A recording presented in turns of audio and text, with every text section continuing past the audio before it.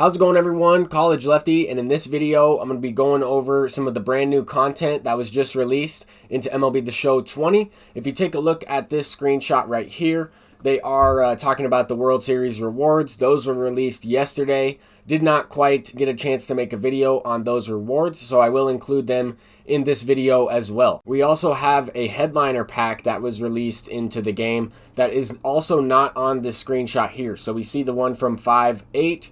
And we also have one released today, 5/12, and that is Paul Molitor. So I'll be going over some of these brand new cards, brand new content, but I also wanted to go over something that I don't think a lot of people noticed, or anybody at all. I haven't seen this on Twitter. I haven't seen it anywhere. So on 5/15, there's a new evolution program, adding the next chapter to Jackie Robinson's program. So I think I have a pretty good idea of who that card is going to be, or which Jackie Robinson we will see released into the game for that evolution program. I think that that's really cool. We might also see some equipment items released as well with that program like we have in the past.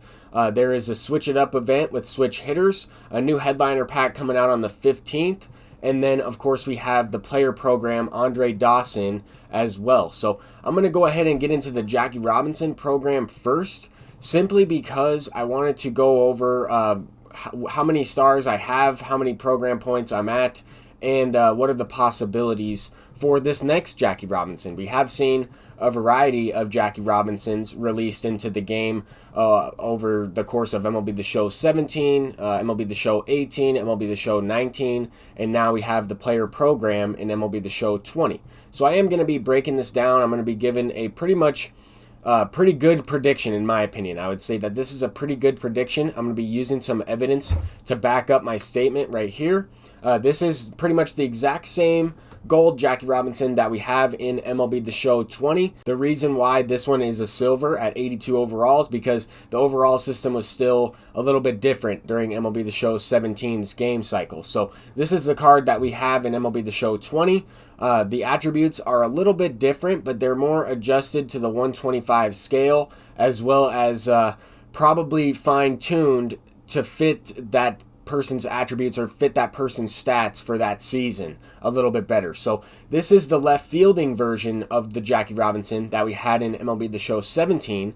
We also have this exact card art, 1954 Impact Veteran Jackie Robinson. This card was also in MLB The Show 18, I believe, and could have been in MLB The Show 19 as well. I'm not 100% sure on that, but I know that this card was a part of the program for the Immortal Grind and whatnot in MLB The Show 18. So here is the hardware version of Jackie Robinson. This is the card that I think we are going to get for the next part of that player moment or the player program in Jackie Robinson. This is the next card, the hardware 1949 version of Jackie Robinson that I think we're going to get. I mean, this next screenshot will also back it up. This is a kind of an adjusted card to MLB The Show 18 when the attributes did go up over 99. So we might see a similar build to this card right here in MLB The Show 20. I would say that we're looking at around a 93 to 94 overall. Hopefully a little bit more power,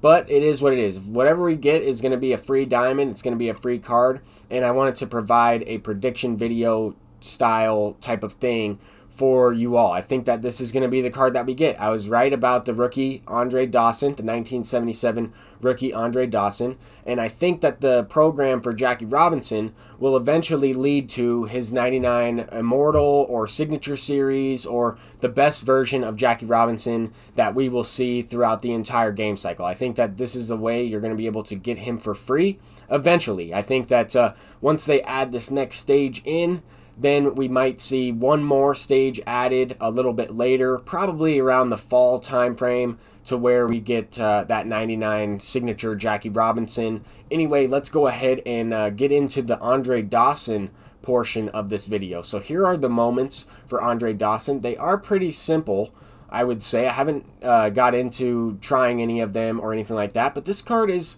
pretty good. I'll go ahead and hide my face cam. And I'll just hide my face cam for the remaining portion of the video because we are going to be going over a lot of brand new cards released into MLB The Show 20 and I want to go over some of their attributes. So this card is very good. 71 contact, 93 contact versus left, decent pop, 63 and 72. That's really good for a free card, with 80 vision, gold fielding, and 87 speed. Dawson is a card that's always had pretty low discipline and clutch attributes, which is kind of interesting. He does have a good no-doubter animation as well, and a very quick swing, as he's had in years past. So here are the moments. We'll go over them quickly. It doesn't really look like these are too challenging. The hardest one looks to be some of the multi-game moments on veteran. I don't know if that all-star moment where you have to tally 4 total bases is going to be all that difficult. You really only have to hit a home run in one game, player locked as Andre Dawson, to get that completed.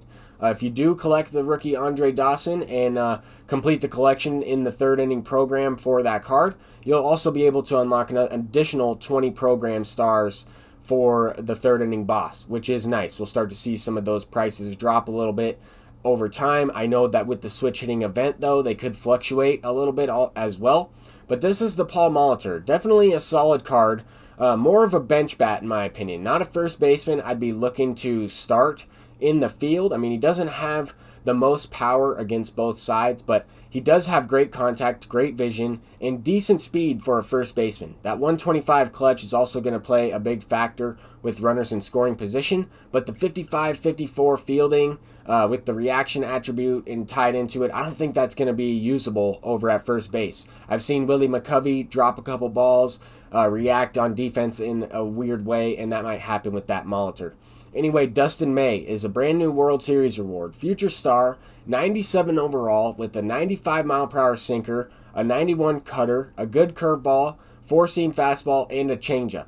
This card is incredible. He has 99 stamina, 93, 94 hits and K per 9, 98 walks per 9 for that feedback on the analog meter or pulse pitching feedback. And then, of course, he also has great control. If you notice some of these quirks, he does have some pretty important quirks. He has all the quirks tied into the thresholds regarding stamina, as well as clutch, as well as hits and Ks per 9, and the control artist, which is that walks per 9. He also has the sinker baller quirk and the illusionist quirk. So his changeup, even though it's his 5th pitch, has over 85 break on that pitch, which is amazing.